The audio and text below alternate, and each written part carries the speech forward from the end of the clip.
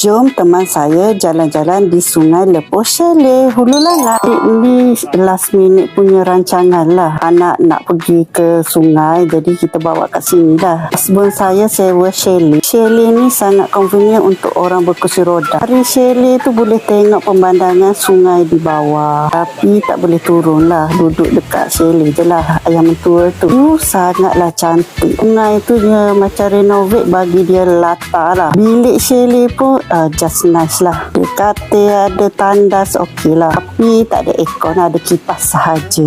Okey lah, just nice. Bukan nak bermalam pun. Untuk tempat ayah mentua saya berkursi roda untuk rehat. Kalau dia penat, dia boleh rehat lah. Memang niat kita orang nak mandi-manda, lepas tu balik lah.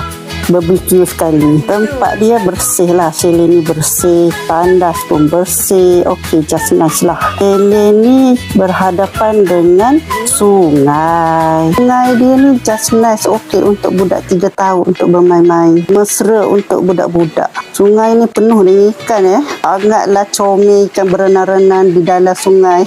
Rasanya anak-anak excited lah nak pergi mandi dah ke.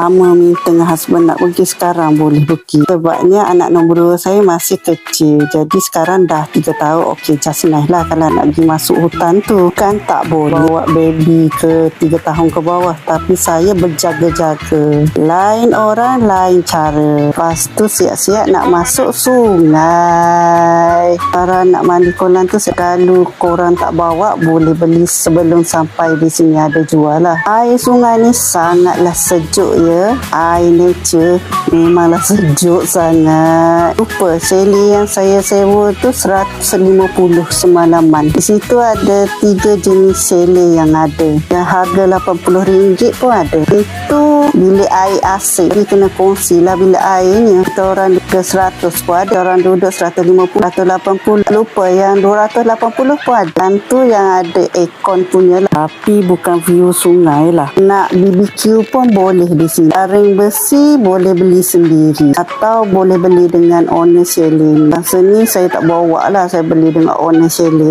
Lalu mandi sungai, lepas tu BBQ memang seronok sangat. Feel dia tu lain lah.